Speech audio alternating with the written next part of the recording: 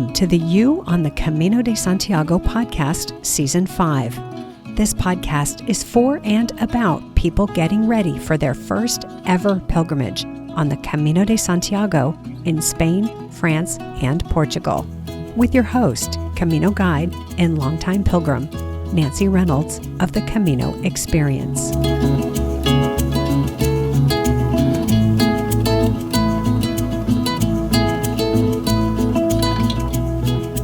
It's a proud moment for me when one of the pilgrims I helped get ready for the Camino comes back home and lets me know that the pilgrimage went well. And it's even better when I get to meet them on the trail and see for myself that they are thriving. That's exactly what happened with today's guest, Kate from Australia, who walked the Frances route this year starting the third week of April. Hi, Nancy here for another episode of the podcast, coming to you from the Camino Frances, where I am just about to start my own mini pilgrimage after saying farewell to my fall Camino Experience group in Pamplona. I don't think they'll be tuning in while on the Camino, but let me give a shout out to them anyway.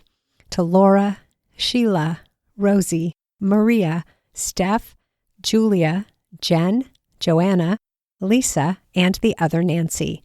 You are all amazing. Buen Camino, my dear pilgrims.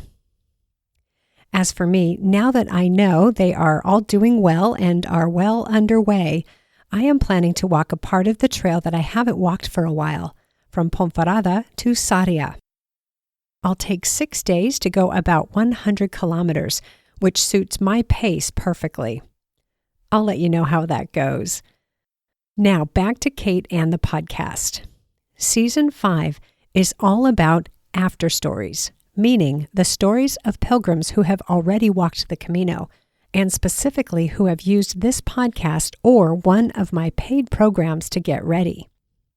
Kate is one of my DIY-plus pilgrims, which means she joined the program I offer that gives pilgrims all the support I give to the pilgrims in my groups, but without actually meeting up in Saint-Jean-Pied-du-Port and walking together to Pamplona. That means Kate got all the support and then got to go walk the Camino when she wanted to. Kate and I and the other DIYers have been meeting on Zoom since September 2024, and Kate had DIY'd all of her planning using the online course that's based on my Camino Frances Getting Started audio guide, which takes the first-time pilgrim from where this podcast leaves off and accompanies you through the planning and preparations phase all the way to Saint-Jean-Pied-du-Port and your first steps on the trail. Kate was pretty clear on why she was walking the Camino. As a nurse, she was feeling beyond burned out after the intensity of the pandemic and the huge impact it had on people serving in her profession. She wanted to focus on well-being and actually discover a deeper meaning of what those words meant. That she did. While Kate thrived on the Camino, it wasn't all easy. In fact, she faced some incredibly difficult weather conditions on her second day on the trail, going over the Pyrenees. Kate's story reminds us that weather can be deadly, and we will be discussing a couple of cautionary tales, not to scare you, but to encourage you to be adequately prepared for the rigors of walking the Camino, and to be fully prepared to be outdoors in the elements for hours at a time, in whatever weather Mother Nature throws at you. In addition to talking about her time on the trail, Kate is going to share with you how my DIY-plus program helped her to plan for the Camino and how it empowered her to feel confident that she could handle whatever would come her way on the trail. If you are doubting your ability to pull this off, to get yourself to the Camino and to have a safe and life-changing experience, the DIY program might be for you. If you're feeling overwhelmed by how much information is out there, or if you don't have the time or desire to try to dig around out there on the internet, if you know that you want to walk the Camino Frances on your own to make it a solo journey, but you want some connection to the pilgrim community before you leave home, this program is for you. The name of the program, DIY-plus, gives you some indication of what this is. There's a do-it-yourself component, which is my Camino Frances Getting Started audio guide bulked up with even more great content. And then there's something more. That's the plus. The plus part is 6 90-minute group planning and coaching calls with me and the other pilgrims I'm supporting for 2025.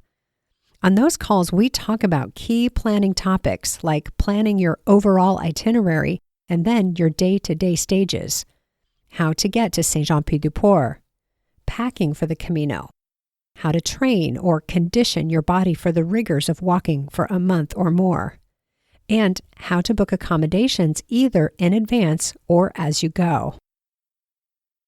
What's different about these calls is that you get the content before the call, and then the bulk of our time on the calls is spent applying the information to your specific circumstances. The Q&A sessions on these calls, the best part. If you'd like to see the details about the DIY-plus program, and if you'd like to start to imagine yourself nailing the planning and prep for your Camino, you can go to my website, thecaminoexperience.com, and look for the words DIY Camino on the homepage menu. That takes you to the webpage where you can register for the next DIY-plus program. Since our first call will be on November 7th, it's best to get registered early so you can dive into the online course before that first call. On a related topic, registration for my September 2025 Camino Experience group will be opening soon. That's the one where we are together in Saint-Jean-Pied-du-Port and then for 4 days on the trail, all the way to Pamplona. If you'd like to guarantee a spot in the September 2025 group, make sure you get on the early registration list. Registration opens for that wait list on October 7th, and then if there are any spots remaining, everyone else will be able to sign up about a week later. The links for all of this are in the show notes and also on my website. Again, that's thecaminoexperience.com. All right, that's enough about that. Are you ready to meet Kate? Here we go. All right, well, I'm here with Kate. Welcome back to the podcast, Kate. Thank you so much, Nancy. Lovely to be here. Oh, I just love the smile on your face. It's like, this is like a reunion with an old friend. Absolutely. I couldn't agree more. It is a reunion. It is, yes. And that, we spent a lot of time together before your Camino. You were on the podcast, but you also were part of my DIY-plus program. So I can't wait to hear how that helped you in getting ready for your Camino and just the whole thing. Oh, Nancy, what a journey. And I know we met on the trail, so you know some of my journey, but yeah, it was incredible. Absolutely fabulous. Okay. I loved it. Great. Well, we're going to find out why you loved it and why it was fabulous. And then we'll look at what are you doing next? Because maybe there's more Camino plans in your future. So you ready? Of course. Okay. So let's start by putting the pin in the map. If you would share with us, it'll be a reminder for people who listened to your first episode. Let's put the pin in the map. Where did you start? Where did you finish? And how long did you take to walk the Camino? So I started in Saint-Jean-Pied-du-Port and I did the Francis Way, and I went up over the Pyrenees to Santiago, and then I walked to Finisterre and Muxía, and then I caught the bus back and met my parents in Sarria, and then I walked from Sarria back to Santiago. So just under 1,100 kilometers. Wow. I got chills when you said that, and I knew it was coming. That is just amazing. Oh, yeah. Okay. I was sore. You were sore. Okay. Well, we'll talk about that. We'll talk about training and how that went. Let's do a reminder, though. What was it that called you to walk the Camino? Why did you think that walking 1,100 kilometers would be something you'd want to do? Oh, that's right. I'm trying to remember. I think it's to do because I'm a nurse originally, and I work in a senior leadership and management role and help run a hospital. I think I was just tired and burnt out from the pandemic and COVID and just, everything. We have a lot of workforce shortages now in nursing, and I was just really tired. And the opportunity came up for me to escape and come to Europe for nearly 12 weeks and go for a really long walk. And what Oh, a really long walk that turned out to be. that's a long ways. And I do remember now that you mentioned that, you talking about well-being and doing sort of an inquiry into what does well-being mean for you. Did you discover anything on the Camino in that topic? Absolutely. So yes, we did talk about well-being and mindfulness, and I discovered the definition of for mindfulness for me was, you know, being connected and at one with nature and being outside, because, you know, my job is inside all the time. But I actually have another word for it now, Nancy. Ah, what's that? Well, it's an Aboriginal, indigenous word called Dadirri. Hmm. Tell me more.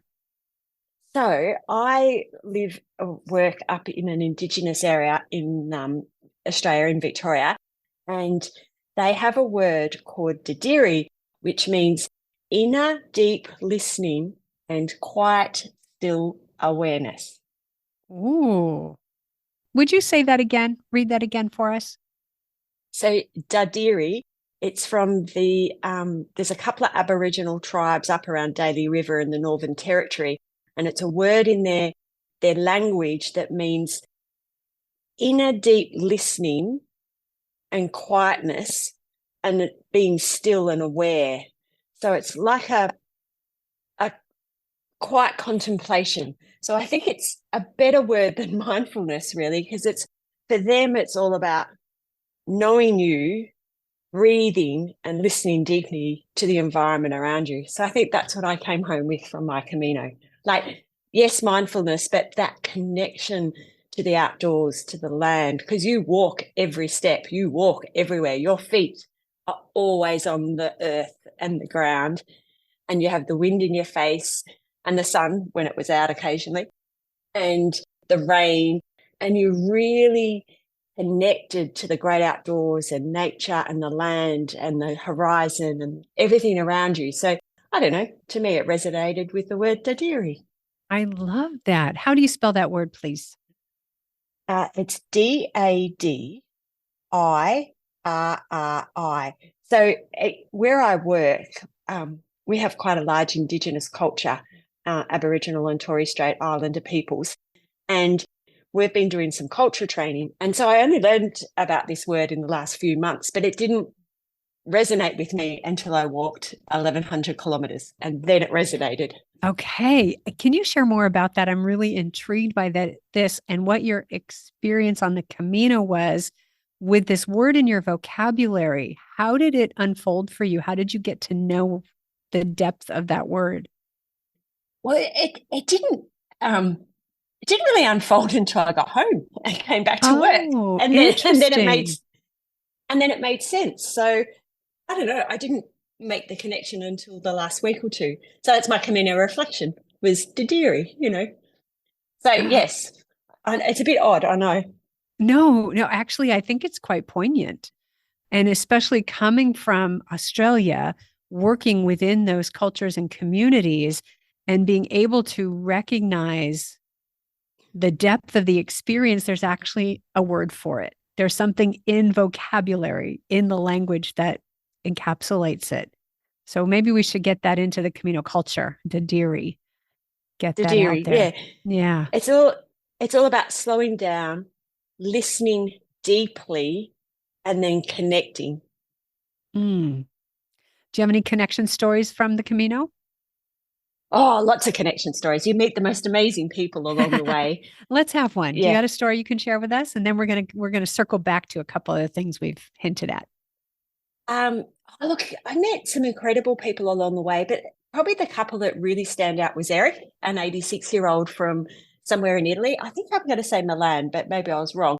And he, was walking by himself and carrying his pack, and he was just delightful. And we would, tic-tac-toe a few times together. And interestingly, I found him in Santiago when I finished, and so he was sharding us all limoncellos, to celebrate finishing. So that was really fun, and just being mindful of him on the trail and making sure he didn't trip. And and he'd always shake you off. No, I don't need help. But being a nurse, I always, it was just hovering. And it's like, come on, just You're always on the job. Yeah, yeah, yeah. And then I don't know, I ran into this little group of Italian people. There was three guys and a girl. So there was this older lady who was, I kid you not, probably late 70s, wiry Italian lady, and she was hilarious, spoke zero English, and I only spoke minimal Italian. Then one of their group was a priest, and so he kept saying mass all the way along the trail. And then there was another couple of guys, and we all walked similar pace. And the boys and I walked really fast, as you well know how fast I walk.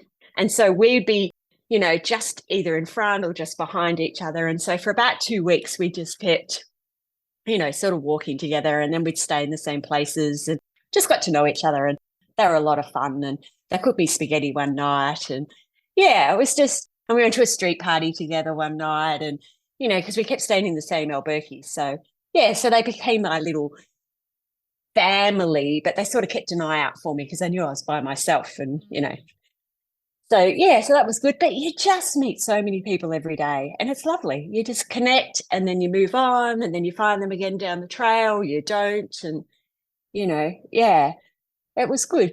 But I think it's a tough walk. And I think you make all these friends, and then I'm still in awe that I finished and made it. And then when you get to Santiago and you're like, oh, wow, here we are. And then all these people start, coming in again.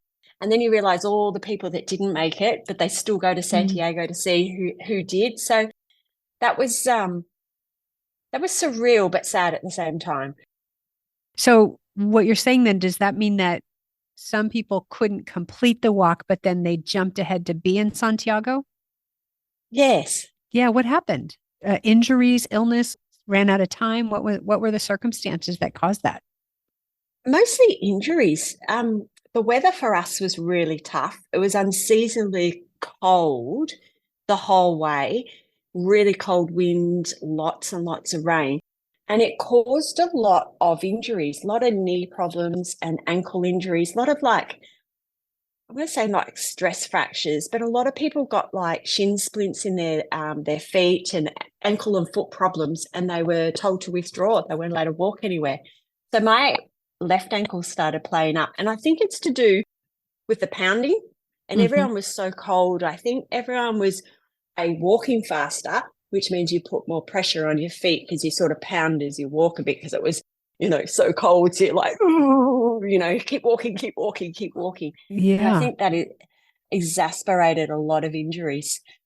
So, I was surprised. A lot of people who I met who were younger and fitter, and I mean, much younger than me, who didn't finish. Yeah. So you Interesting. felt really sad.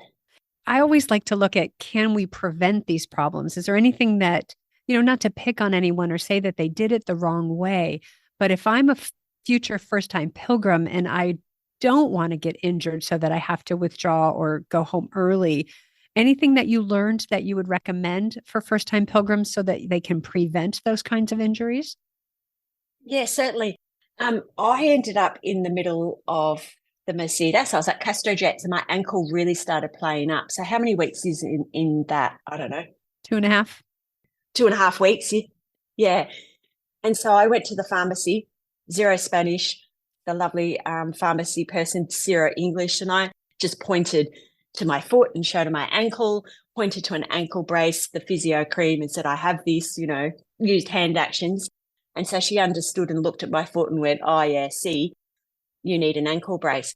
So she actually gave me a regular ankle brace, but it was a high compression tight brace.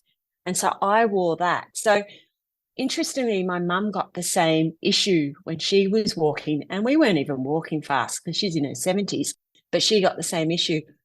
So since I've returned to Australia and had some, advice and some treatment for my mum, it turns out when you're in uneven ground all the time, as the Camino is a lot, your ankles wobble a lot and move. And so if your shoe doesn't perhaps keep your ankle really snug, this sort of wobbly movement can cause like a fasciitis thing and can cause foot issues. So I suspect maybe that's what was going on. Okay. And so from that story, what I take away is when you start to experience pain, get help. Straight away. And a lot of pilgrims didn't. And I think then it compounds. And then by the time they went, oh, this actually is a real issue, and went to the local hospital, it was too late. The damage had exceeded. Whereas for me, I went, oh, this is not right. I don't like this. I know I'm in the middle of the Meseta and I've got, when's the next big place? Burgos is still, 3 days away or 2 days away or whatever it was. Probably Leon. Yeah, Leon. Mm-hmm. I need to do something about it now. And fortunately, I got onto it straight away and was able, and the brace for me worked really well. But my mum, as soon as she started complaining, I went, oh, I know what that is. And I gave her my brace, but she still flared up quite a lot. So the lesson learned for her, next time we do a walk, I'd put her in more of an ankle boot that supported her ankle. So she just might be one of these people, not a big fat hiking boot, but a lightweight hiking boot that gives her more ankle support rather than a trail shoe, which was what we were all wearing. That's great. And so what I think of when you share that with me is to take it even farther back in time to your training. And we learned a lot through your training, didn't we? Yeah. So absolutely. So to make sure that you train or practice or condition, that's my magic word, on different types of terrain, uneven, rocky, scree, uphill, downhill, and make sure that you've done a couple of really good long walks to know how your body is going to react. Exactly. And and my mum probably just trained on the same ground day after day after day, and just didn't do enough of that off-terrain walking. Yeah. Okay. Well, let's go back to the weather. I was just about a week and a half behind you, and we had some interesting weather. We had a lot of wind. It was such a windy time. And I remember when you and I met up on my first day of walking. We were in Nahida. And I remember you walked into Nahida and I was ready to walk out the same day. Right. And you're so much faster. I'm like, bye, Kate. Bye. Yeah. I think when we met, I was 12 Ks behind you, and you're like, oh, you're 12 or 14 Ks behind me. I'm like, oh, don't worry about that. I'll catch you by mid-morning, By coffee. Yes. By coffee. By the time we met for coffee in Nahida, you had already walked 12 kilometers. I'm like, crazy lady. Here we go. No. But I thrived on being on the trail, and I loved getting up early and getting going because I stayed in Albertie's the whole way, which were fine. I had a really great time, and I'm not disappointed by that experience at all. And everyone gets up early, so you're already up and going, and by 5:36 everyone's up, so you just get on with it. And the stillness and the quiet in the morning as the sun's coming up, it was just magical. It was just beautiful. And so it was very easy to walk 12 Ks before breakfast, because if you're out at 6:37, then by 9:30 you've already knocked off the first 10 or 12 Ks for the day. That is so funny, because that would take me a lot longer. Oh, no. We all have different paces, but I absolutely agree with you. Those early morning hours are so special. And I don't get to see them very often because I don't get up that early. Yeah. Yeah. And I think this is where, you really get to feel connected to what's around you in your environment. And that's where that mindfulness comes in. What did I think about? I don't know. I emptied my head for sure. Did I come across any lifelong questions? No. I think, most of the time I thought about what was I going to eat next, because I was starving. You were expending a lot of calories, weren't you? Yeah. And how many kilometers until I could hide inside and get out of the wind or the cold? Yeah. That wind was just incredible. Yeah. It blew for the whole walk. Pretty much. It was very few soft, still days. Yeah. Well, so I met you, and that was the first week in May. And I walked from Nahida to Burgos, took 6 days, totally took my time. And the wind, I had never experienced wind like that on that section of the trail. And then I went to Saint-Jean-Pied-du-Port to lead my group. We started walking on May 12th over the Pyrenees on the 13th. The wind at the top of the mountain was, oh my gosh, it was relentless. Yeah, Yeah. pretty extraordinary. So the thing about the weather is you're out in it. How many hours a day were you out walking each on average each day? Oh, probably a good 6 to 7. Yeah. I'd like to be in around 2, which is Okay. probably late for some pilgrims, but I really enjoy being outside and walking as opposed to getting in a bit too early and then just sort of that afternoon siesta where everyone, it's that still time. I sort of preferred to be out on the trail longer so that I had cut that down a little bit. Yeah. So the question that many of my listeners will be asking themselves or wanting you to answer this question, you stayed in albergues. How was it finding beds? Did you have any challenge finding beds? Oh, look, you do a little bit, but this is where you prepared me really well with your DIY program. So I had all your tools from the DIY planning program. So I initially only booked from St. Jean Peter Paul to Pamplona. Oh, Okay. I did one more town, Syracuse. Okay. And then after that, I had zero anything booked. So what I did was I just took a temperature check on the trail and just adjusted to how far I wanted to walk, how was I going, how was I coping, how busy was it, what was the weather doing, and then I could book accordingly after that. So I took with me, is it, the Gronzi, I'm going to show you so you know what I'm talking about. Is it the Gronzi map where you plug in where you Oh, yeah. The tool that you're referring to is called gotosalco.com. And that's it. yeah, and what you do, and I'm going to put the link in the show notes, you plug in your starting point and your end point. So Saint Jean to Santiago. And then the next page allows you to plan your stages based on how far you want to walk each day. And the end result is a spreadsheet. So organized spreadsheet pilgrims are like, yes, let's do this thing. Yeah, and that's part of the DIY program. I give you 3 sample stage by stage plans so that you can work off of that. You've got a starting point and you don't have to go into it blind. Yeah, so you use that? I did indeed. So what I did was I printed off the whole Godzalco map for the Mhm. route and it had all the towns. Then and I took a hard copy with me. Then what I did is I highlighted in yellow the towns that were on the Briley book. So I knew what the Briley stages were without having to look them up all the time because you get tired and you just want to make it easy. Yeah.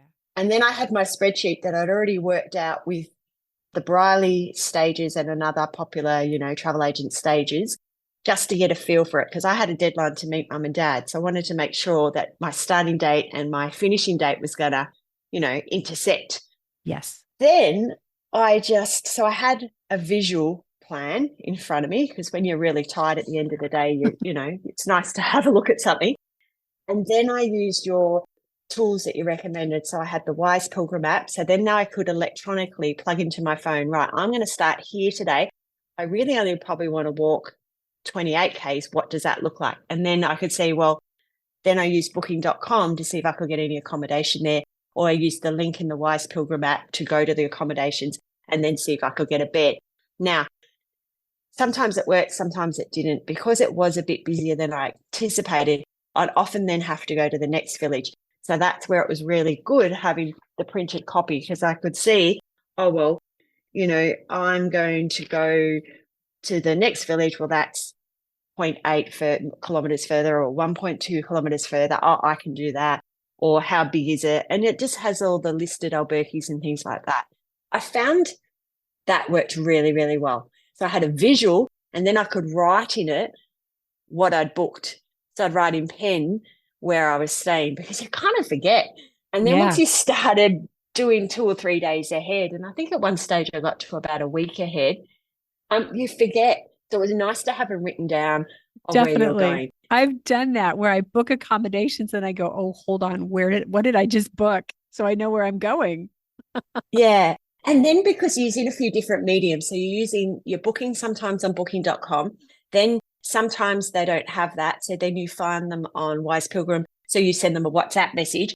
So you've got WhatsApp messages going, you've got booking.com going, or you've got, direct through the website or something like that. And it just got a bit confusing when you're a bit tired.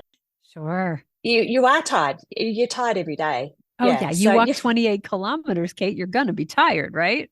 Yeah. So that's what I found was helpful to keep track of everything and to keep me just chilled and rested and enjoying it and not getting stressed about where was I going, what was going on. Like they're just the tools I use just to go, yep, that it was like a housekeeping job at the end of each day. It's like, right, Yeah. book the next one, come in, find your bed, make your bed so everyone knew it was yours, go and have a shower, do your washing, go and find something to eat. And then I'd have a glass of wine and book the next accommodation The and next just one. slowly be a couple of days ahead all the time. And that worked really well. Ah, fantastic. Now, all of that you just described, that is part of the DIY program, right? That's one of the things that I teach you is not just this is what you can do, but this is how to do it. Absolutely. And it gave me so much freedom and flexibility on the trail.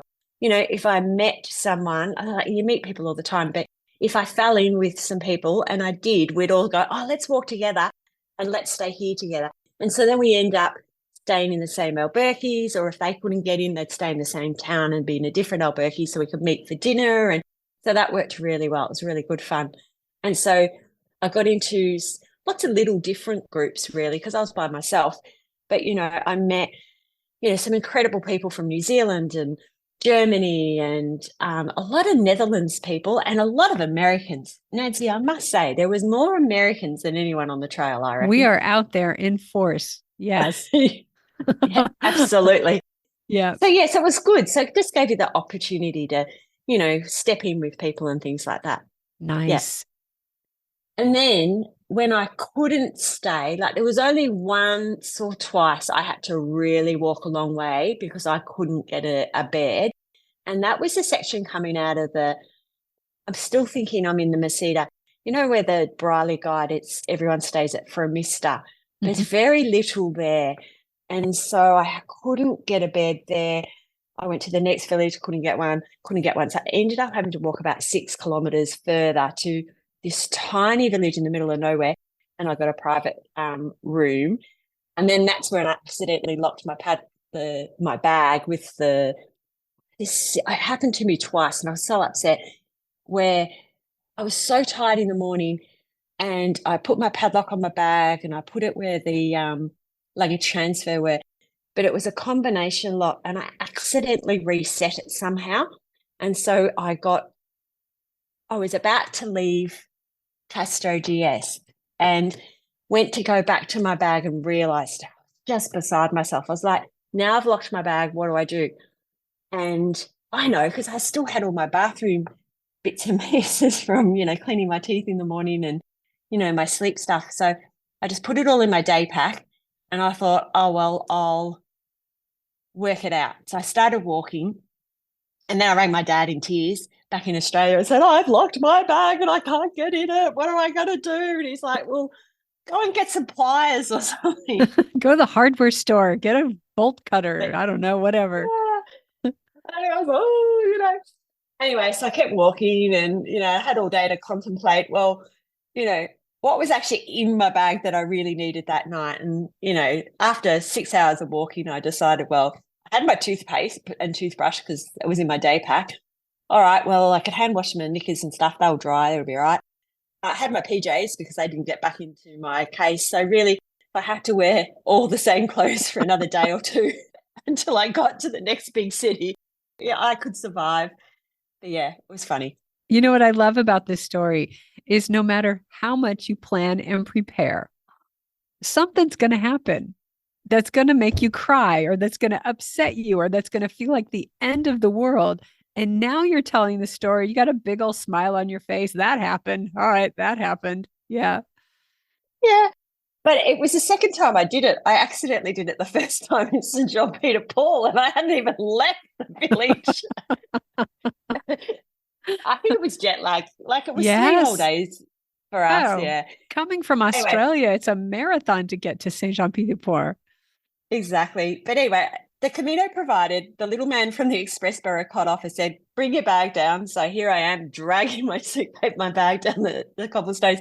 He goes out the back and comes back with an angle grinder, plugs it in and just went, With a weight. He came back with say that again a little bit more slowly. So he went out the back because he's got all these tools and things in that, little office of his. And he came back with an angle grinder. An angle grinder, one of those big saws that cut steel and metal. And he plugged it in. It was an electric one. And so sparks are going everywhere. And he literally cut off my padlock. Okay, there we go. That's an auspicious start to the Camino. Yeah. So here I am in the middle of the Meseta, and I've done it again because I got up extra early because I wanted, what's that big mountain outside Castro Diaz? And you get up to the top and it's really steep and you've got to climb all the way to the top to the plateau. Yeah. And I wanted to take my morning sunrise photos. And of course, I was stressed, in a hurry, trying to go in the dark, not wake up my fellow roommates. And I'm scuffing around in the dark and trying to get organized, and did it again. So I had it in my mind that I could only get my padlock off with a angle grinder or big bolt cutters. And so that's what made me upset, because here I am trying to get my sunrise photos, and I was crying and cross, and someone wanted to walk with me, and then I was holding them up. So I said, you go. And, it was just all this silly pressure I put on myself. Anyway. Isn't that great? What a great example of what could just go sideways and how we react to it. And then you reach Santiago, not once, but twice. And now it's like just a funny story. Yeah. And that's the funny thing was, when I checked in, and I told this lady who spoke zero English and I spoke zero Spanish, really, I was getting better. And I showed her what had happened to my bag. And she said, she gave me a big squishy hug and said, it's siesta time. You're tired. Go to bed and I'll fix it. And so she sent me to bed like a 2-year-old, because I'd walked. I was in this little place, two villages from Framista. So I had to walk 36 kilometers that day to get to bed. Wow. Yeah. And I was upset and tired. Anyway, she sent me to bed. And when I came down 2 hours later, it was open. Her husband had come in with some bolt cutters or something, and she'd fixed it. I tell you, I was so excited. I cried and gave her a big hug.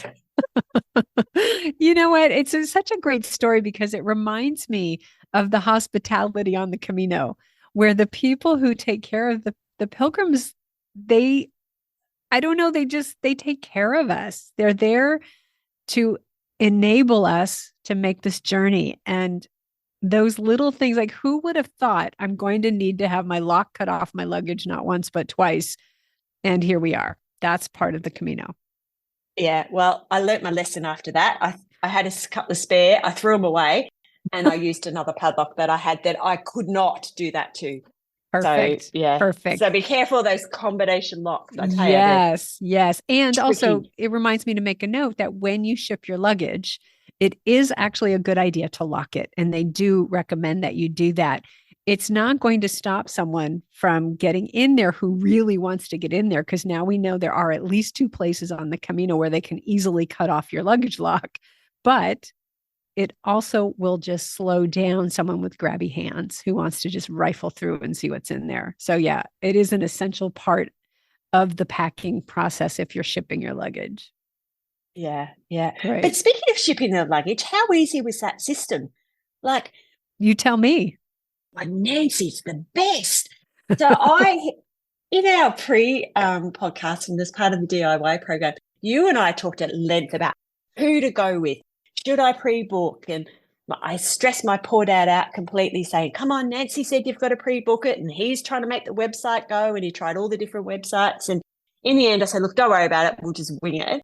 Because by then I was on the trail, and I'm like, well, it's actually not that hard. Yeah. Don't worry about it. We'll just do it day by day, even though for them I knew exactly where we were staying each day. But it was just so easy. The envelopes are in when you arrive, and actually the system's even better than that now. Every day I came in, the company that I had used gave me a fresh envelope and tucked it in my old envelope every single day. I love that. Yeah, so all I had to do was put my euros in, rewrite it. Yep. Admittedly, I'm very OCD, so I did a WhatsApp message every single day, and I just really nice, hola, buenos dias, or buenos tardes, because it was the afternoon. Could you please collect one bag for, Kate? Collect, and exactly the albergue in the town. Deliver, the Albuquerque and the town. Muchas gracias, Kate Anderson, and I put an Australian flag and a smiley face. And I never, never had any trouble. I And love it. but if they didn't respond to me by dinner time and confirm, then I'd pester them again, and I just copy and paste and send it another time, 1 or 2 times until I got a confirmation back to say, yes, Kate, we're coming. We know. Well, see what you just described. It shows us how simple the process is and how well established the process is. And I do want to clarify, I do not recommend or insist or suggest that you book in advance unless you've got some very specific circumstances, because I never book in advance and I love it. I just wing it because my plans might change along the way. The time where you might want to book in advance is to prepay if you're using the Correo system. Because if you use the Correo system and you pay in advance from Roncesvalles to Santiago, you actually get a discounted rate if you take more than 31 days to make the journey. So the longer you take, the less your day-to-day fee is. But other than that, I'm a wing it girl. Oh, absolutely. But speaking of Correos, I did what you suggested. So I carried everything with me to Pamplona. And then in Pamplona, I went, right, don't need this, don't need this, don't need this, don't need this. I'll ship that to Santiago because that was all because I was away for 11, 12 weeks. Yeah. I had all these post-Camino holiday stuff. Yeah. So then I shipped all that to Santiago, to Casa Iva.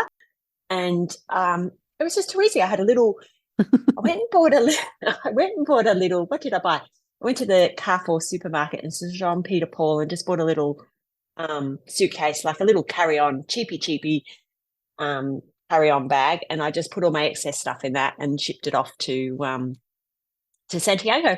And that made life much easier. It was great. There we go. Yes. And that is possible at any Correos or post office along the Frances route.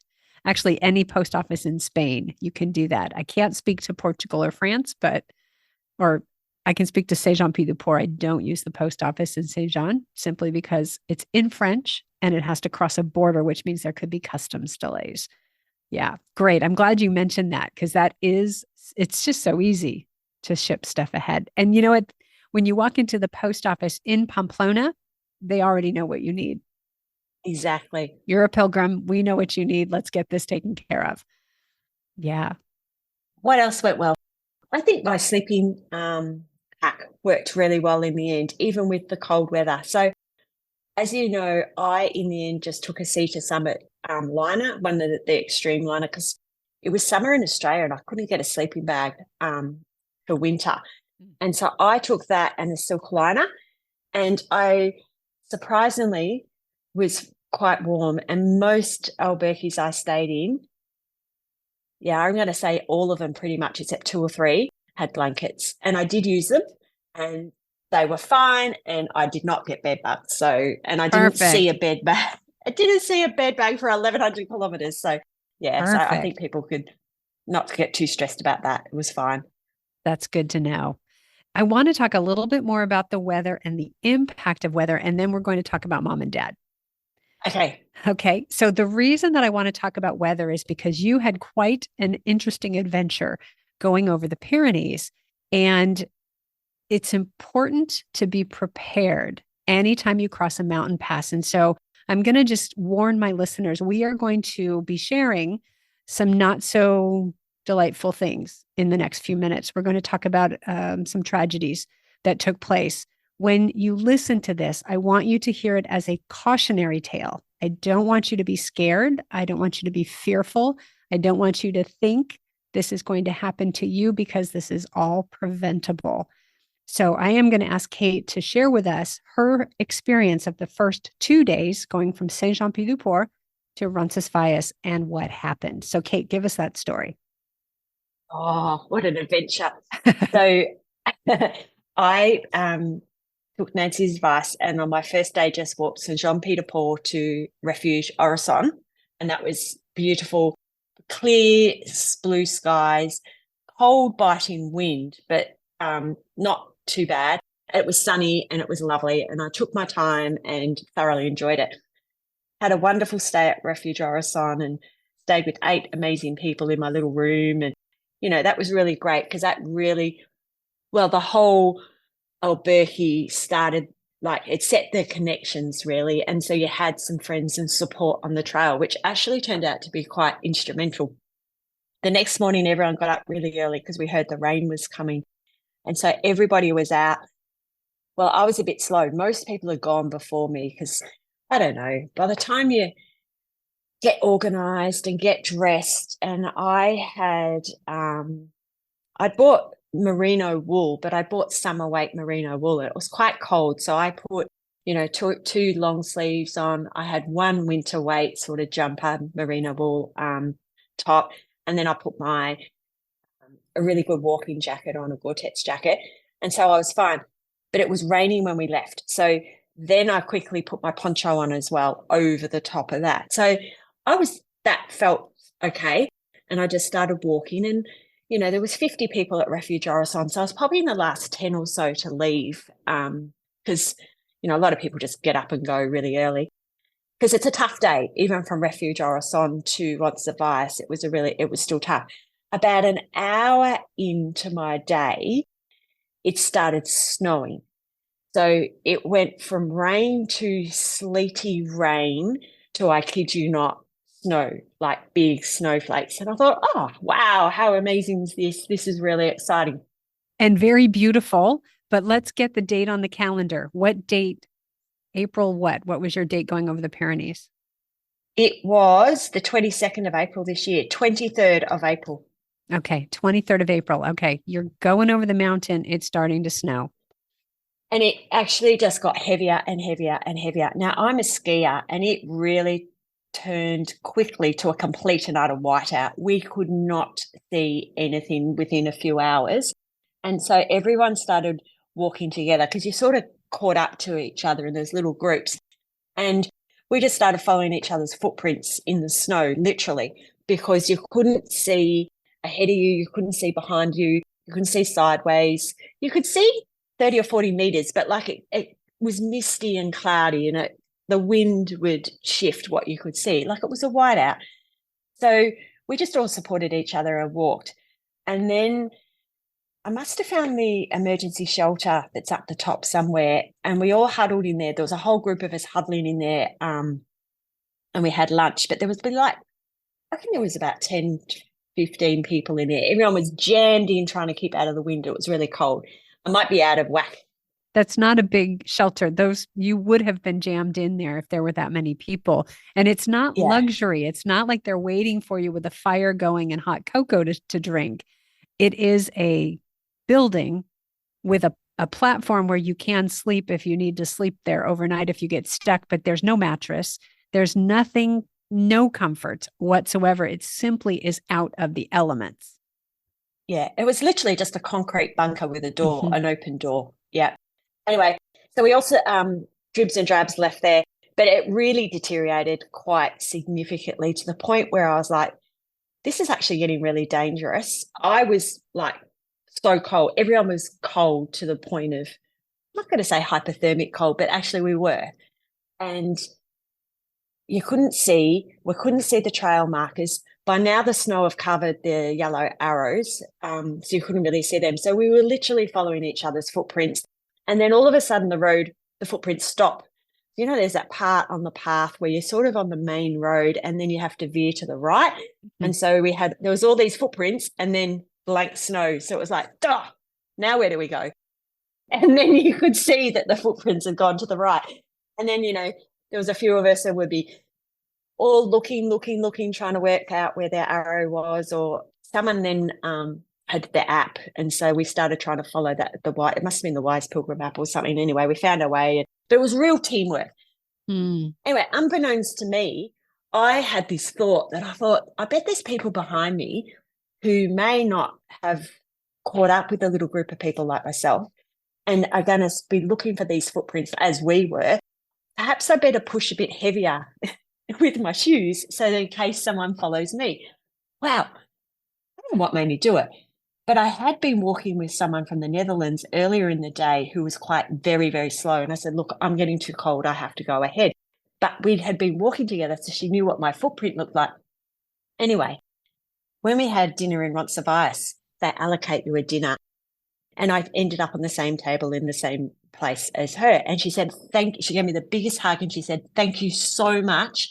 I followed your footprints and that's what got me all the way over the mountain. Like she was just crying. She was so grateful because I'd left these big stompy size 10 footprints in the snow. And what amazing foresight to think to do yeah, that. yeah. You probably saved her. Yeah. And, we did lose a couple of people, which was really sad. Yeah, it was just really teamwork and collaboration. But the whole time I was thinking, why didn't the Guardia come up? Why didn't anyone come up and say, this is rubbish, stop and collect everyone and drive us? But I thought about it later. So we made it. It was fine. We all supported each other. And there was this poor pilgrim who stayed at the top of the mountain in this howling wind. And it was so, so cold to guide the pilgrims. Well, that chute where you have to go down. I'm going to say a chute, but yeah, it feels like a chute. It's very steep. it's a steep track. Well, he stayed at the top because the snow and the wind, you would never have found it. And I think that's what happened to those other pilgrims. They couldn't find the way down because it was a whiteout. Mm-hmm. He stayed up there for hours waiting to make sure everyone found it. And he put an arrow in the snow to say down there, like, we're not going down there. And he's like, yes, you are. Down. If you would like to go to Roncesvalles, that is where you are going. Yeah, because I remember arguing with him going, I'm not going down there. And he's like, yeah, it's fine. Just go. I'll show you. And then he took us down and we're like, oh, okay. So, yeah. Thank goodness. Well, there are a couple of things I want to talk about this and ask about. Was there any point at which you thought maybe we should turn around and go back to Saint Jean? You know what? I'm an idiot. Didn't even think about it. Didn't cross my mind, Nancy, despite how I suppose at the time we didn't realize how dangerous it was. We just were so focused on this is the way, where's the trail, how exciting, oh, it's snowing, how lucky are we, this is amazing, which led to I've never been so cold in my life, where are we going? And we were just doing it. Like you just get in the zone and we were supporting each other. There was enough people around that I didn't feel isolated. Perhaps I was really lucky. And I was with a handful or a couple, and then I walk by myself again, and then you find someone else. So, yeah. I think the people that got into strife sounded like from what I hear retrospectively, wasn't anyone that I started the day with at Refuge Orison, because we were already 8 kilometres up the mountain. So everybody from Berda, Refuge Berda, everyone from Orison, we all made it and got across. It was the people that walked from Saint-Jean-Pied-de-Port that morning that they had no idea how many had left, where they'd left, and what time they'd left. Okay. And some of those people were staying with me in the monastery, and they came in. This poor man came in on the bunk above me, I don't know, 6 o'clock or something like that, absolutely shattered. Like they were exhausted and cold. There was a lot of cold people. But I thought the monastery was going to be freezing because everyone said, oh, it's the coldest night in the trail. There's no blankets and, it's miserable. But actually, because of the weather, it was so cold. They turned the heating on.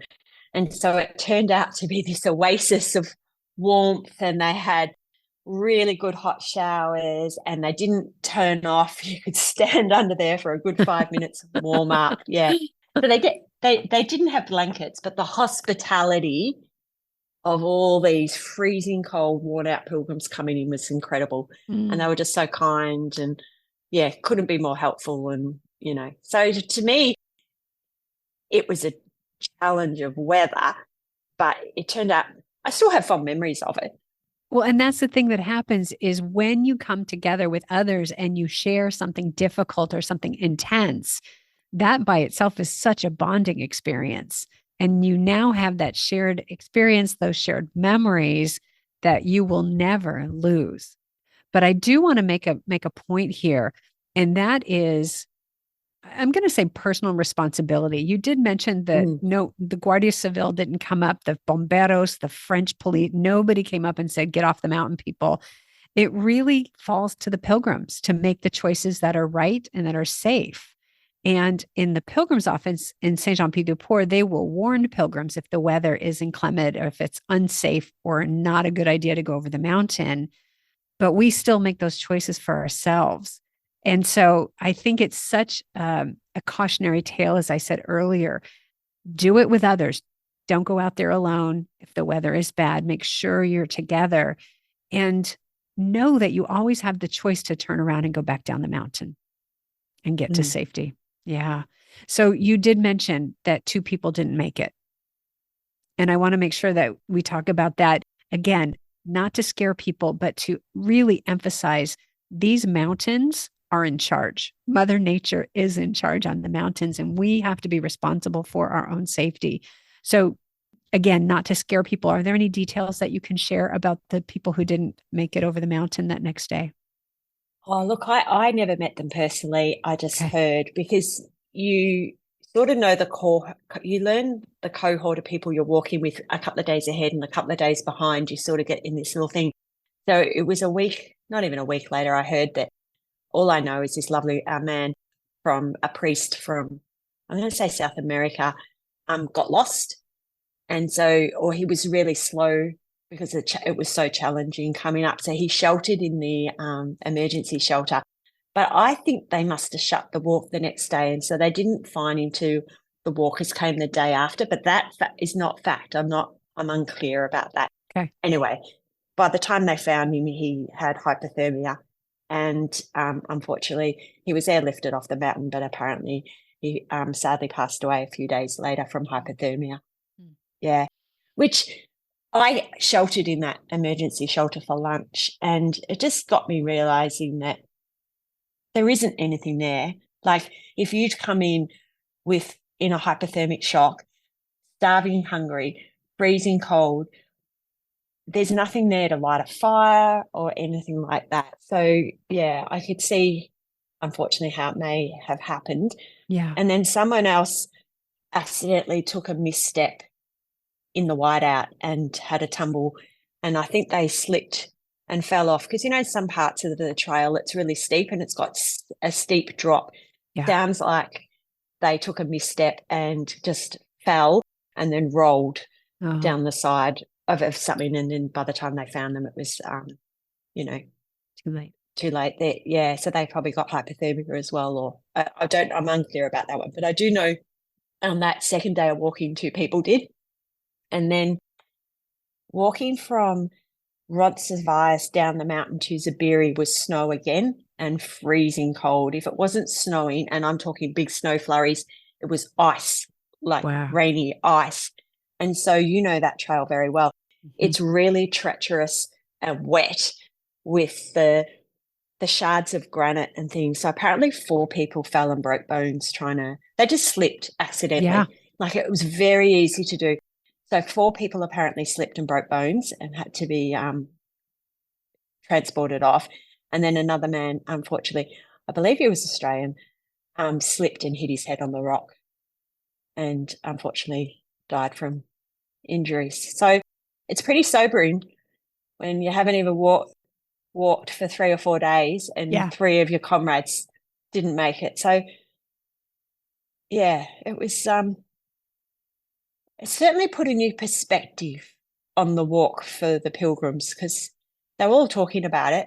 Yeah. And that wasn't the only one. Then later, I had to walk past someone who'd just been resussed with my parents, similar age, doing Saria to Santiago. He'd was there with his daughter. It was all over by the time I got there, so I couldn't help. But he'd had a heart attack on the trail in front of the pilgrims. And the Gardaí are amazing. They were there with a helicopter, and they're all there. And I heard the chopper coming in the mountains. And I thought, oh, wonder what's going on. And then, a couple of kilometres later, here they are on the side of the trail trying to do a full resuscitation.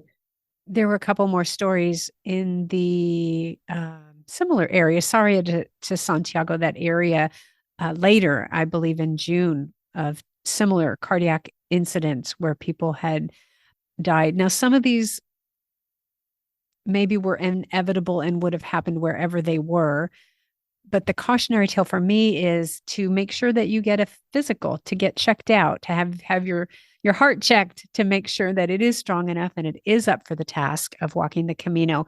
And again, not to scare anyone, but just to be mindful and respectful of the physical requirements of walking the Camino, because this doesn't have to be your fate.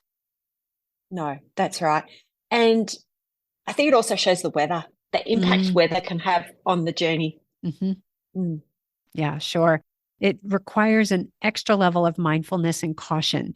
If you're walking in inclement weather, if the trail is wet or slippery, uneven, precarious, pick your word, but just be mindful of what that is. And I also want to say there's no shame in skipping a section if it's not safe to walk. The day that my May group came from Roncesvalles to Dadirri was very wet. And so that final 4 kilometers into Dadirri was very slippery. And only 2 of my pilgrims, 2 out of the 9, made that walk. Everybody else got a taxi. And not one of them regretted their decision. The 2 who walked didn't regret it, even though it was tough. And the 7 who took a taxi didn't regret taking a taxi. So just always know that you are not required to walk in dangerous circumstances. No, definitely not. And I think that's where that other person slipped, was that last 4 kilometers when it was on those granite rocks. Yeah. I appreciate you having this conversation with me, Kate. I know it's a tough one. I know it's really difficult to hear that a fellow pilgrim didn't complete the journey and didn't make it back home. It's really hard to hear that. And I just send my best wishes to their families. And yeah, these are tough stories, but I think if we can learn from them and remember the pilgrims who went before us, I think that's an important thing. Yeah. But, I never once felt unsafe. Yes, that day was challenging in the snow. It was probably a bit silly in hindsight, but I never felt unsafe. I felt supported. I was there with people. Yeah. But the whole journey, there was always someone willing to help. If I walk reasonably fast, and yes, I could, there was many times there would be no one immediately in front of me and no one immediately behind you.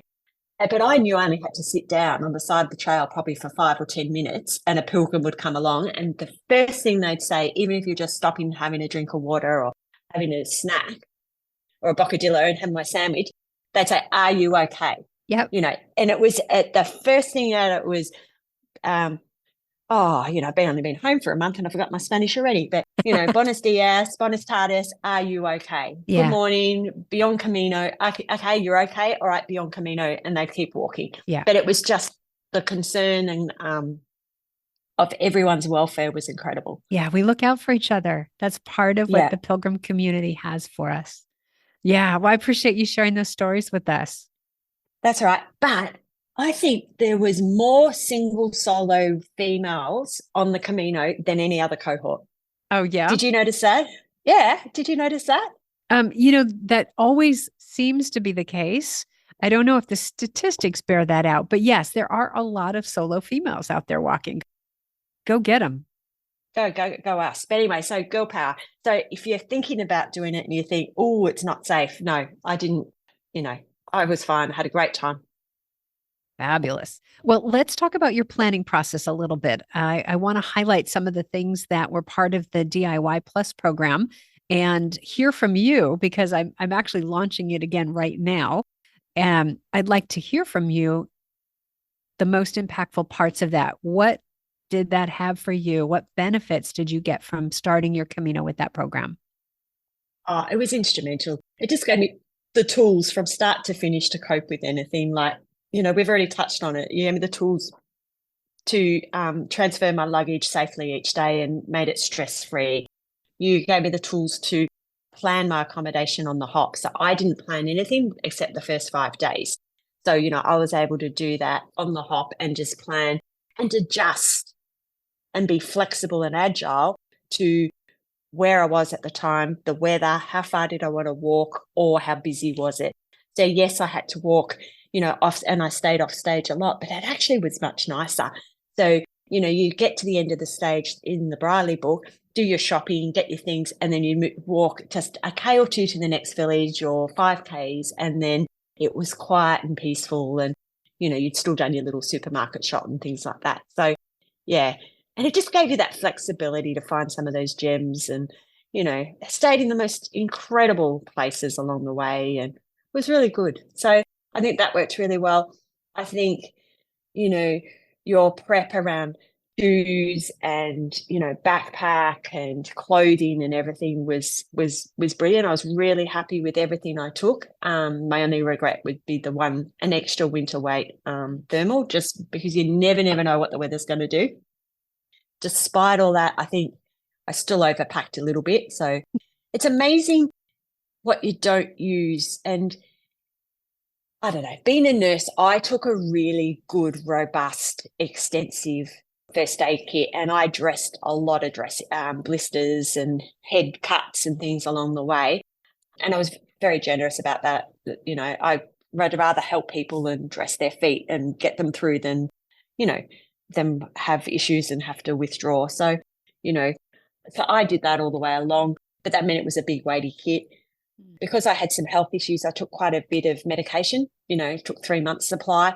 So that sort of adds a bit of last minute weight to your bag. But look, on the whole, you can actually buy more things on the trail than I anticipated. Like, you can buy Compeed everywhere, you can get Panadol, you can get Nurofen and things like that. So I suppose I underestimated the support along the trail. I sort of had it in my mind before we went that it would be quite isolated, but it wasn't. So, so from that bit of thing, really enjoyed the rhythm of the day, which you prepared for me really well. Like, I knew the rhythm and the bubble that you get up, that, you walk, you eat, you sleep, and then you repeat. Like, I loved the rhythm of the trail, and I loved being in the Camino bubble, and just loved that space and time out of just doing nothing and just emptying my head and just being at one with what was going on around you, looking at that horse under the tree or looking at down the road and going, oh, look at the horizon. I wonder how long it would take me to reach that horizon. And then for fun, I'd time it. And I was like, oh, that was pretty good. It was only 45 minutes. Or now, where's the next horizon? And just being outside and walking all day and just slowing down. And you met me quite early in the trail, and everyone will know I'm quite an A-type personality. I have a pretty stressful job. I was hyped and wired when I left. I was jet lagged, and I'd put a lot of pressure and stress on myself that this was really big and I wanted to complete this. I went in with a pretty hefty injury and didn't think I was going to make it. And so I put all this pressure on myself, and then you just slowly, day after day, unwind. Well, I reckon it took me a good probably 3 weeks, because I remember you telling me off in Dadirri, slow down, Kate. And I'm like, no, it's too cold. I'm happy. I know you were covering so much ground. I was like, Kate, take a breath. Hold on. Don't forget to enjoy it. I was, though. I was loving it. I was in my element. It was all my values. It was exercise, food, and wine. But by the time I did slow down, and I did listen to you, I did slow down a little bit. By the time I came back to work a month ago, I was so slow, my brain wouldn't gear up, and I felt like I was 2 weeks behind. I had to suddenly come back to this high pressure job and quick decision making, and I'm like, oh, hang on a minute. So like my brain was 2 blocks behind. Oh my gosh. I did. You do slow down. It's great. It was really good. So it sounds like you just got into it and it all just unfolded. Is there anything that you would do differently if you went to walk a Camino again? For me, now that I've experienced and I've done the 2, I would definitely pack less and be more mindful at packing. And I put a lot of effort into that, but I'd do it again. You really don't need much. Like, I'd have more confidence with that, 2 sets of walking clothes, 1 or 2 sets of clothes for after, that is it. Like, you really don't need much. I still took a little makeup bag and I still looked my straightener because I was going to travel afterwards. But you know what? By the time you've done the Camino, no one cares. Like, we used to say we're so feral. And the girls and I used to be lying in our bunk beds going, how quick is this to run through the shower? You literally run through the shower because it's, the water would be cold or tepid, and, you couldn't be bothered washing our hair. And so I just let it go curly and you just go, and that was it. Like it was just such a relief of not having to tizzy up all the time and put your makeup on and blow dry your hair. And so we just got really slack. But yeah, it was good just to be so free and relaxed and not have any society expectations on you. Like you could just do what you liked and no one cared. No one could care less. All right. So you're going to pack lighter the next time.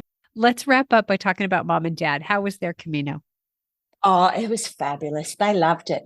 But gee, I'm glad I had, even though I planned it using all your tools and I planned it to within an inch of their trip, having the opportunity to pre-walk it gave me the opportunity to adjust it. And I was like, geez Louise, what was I thinking? They can't do this. So I actually changed some of the stages and reworked them. And so, yeah, they had a wonderful experience. They loved it. It was very tough for them. It's hard work walking. I think in the end we walked 18 kilometres a couple of times, and that was the maximum they did. Mm-hmm. And that was hard work for them. But they're in their 70s, but they loved it. And the joy on their face when we walked into Santiago and to see it through their eyes was just really special. It was really special. When your first interview, you said that they decided to go on this trip because they wanted to be at the finish line when you arrived in Santiago, because throughout your life, when you would do runs and other events, they would be at the finish line. How was that finish line experience for you all? It was good. There was unfortunately a protest in the plaza when we arrived, which really put a different spin on the arrival. And they're there for a day or so, which was really disappointing. So that they didn't quite get the same arrival as I did. Mind you, I was in so early, there was no bagpipes either.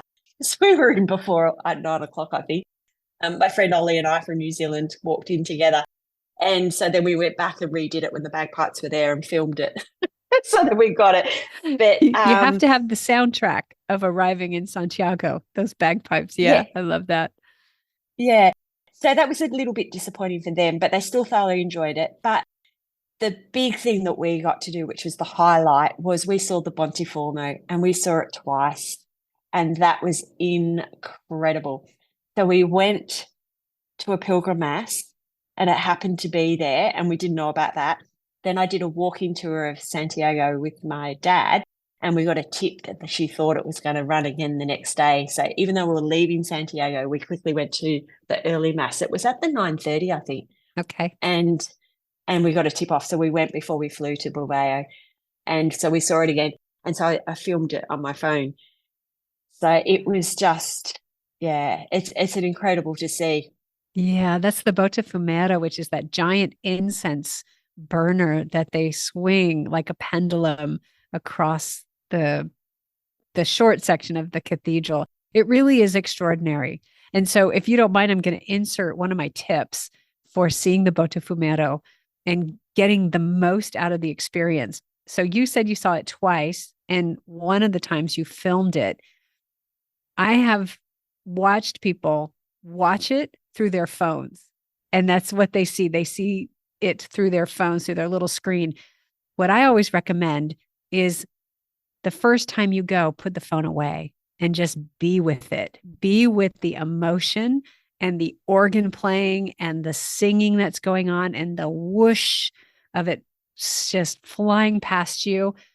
And you can hear the mechanism up high in the top of the cathedral whirring, WHIRRING, whirring as it goes by.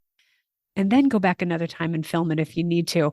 Or go to YouTube, because everybody else's videos are on YouTube. Yeah. And that's exactly what happened, Nancy. The first time it was by surprise. I actually thought I was recording it and I wasn't. So we got like 10 seconds. But then the next day when we did it, I was ready and I recorded the whole thing. But yeah, it's just incredible. And the smell of the incense and the noise and just incredible. We sat on the side, so under the path. Perfect. Yeah. Excellent. But yeah, it's surreal. I still can't believe I did it and I made it. And, despite all the challenges along the way, it was absolutely incredible journey and can't wait for the next one, really. Okay. So let's wrap up with your top tip for first-time pilgrims. I think you've got to have a plan and prepare and definitely use your DIY program. That was absolutely fantastic. It's a real gift to the pilgrim community and just work your way through it. It just gives you the confidence and the knowledge of how to do things, but also how to adjust on the hop and not get stressed about it. You know what to do and it just gives you that confidence. And, things always go wrong, like me locking my padlock, twice in my case. But, the Camino does provide and people will come out of the woodwork and help you. You just don't stress. Like I was there all by myself and I survived and, Sounds like you did more than survive. It sounds like you thrived. I did. I loved it. I thrived. And I got to stay with your friend in the stone boat. With Kim. With Kim. She was so lovely. She's lovely. There was a celebrity there as well, if I remember correctly. Were you there the same night as the Lutheran pastor, Nadia? Oh, yes. I've stayed 2 or 3 times with Nadia. Oh, fantastic. I didn't know who she was. Oh, yeah.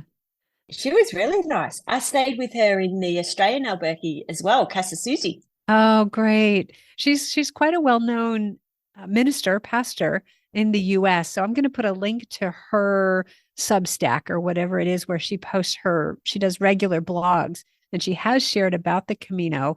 She's pretty well known in the US. I wished I had been there to meet her because she is someone who's touched me through her work. Right. Well, she was delightful. And I reckon we stayed together 3 or 4 times. I saw her lots on the trail. She was with me a lot. So really lovely. She was walking with her new husband. Her new husband. Yeah. Very good. Well, you meet all kinds out there. Absolutely. Kate, thank you so much for spending this time with me and sharing your experiences. Pleasure. Absolute pleasure. And to all your listeners, just do it. Just get out there and have a go. And it's amazing. It's fantastic to feel the sun on your face and the wind in your hair and just to celebrate life and connect with the earth. It's in the environment. It's fabulous. And get yourself some Dadirri. That's exactly right. Yeah. All right, Kate. Thank you so much. We'll wrap up there. Goodbye, everybody. Okay. Bye. See ya. Bye.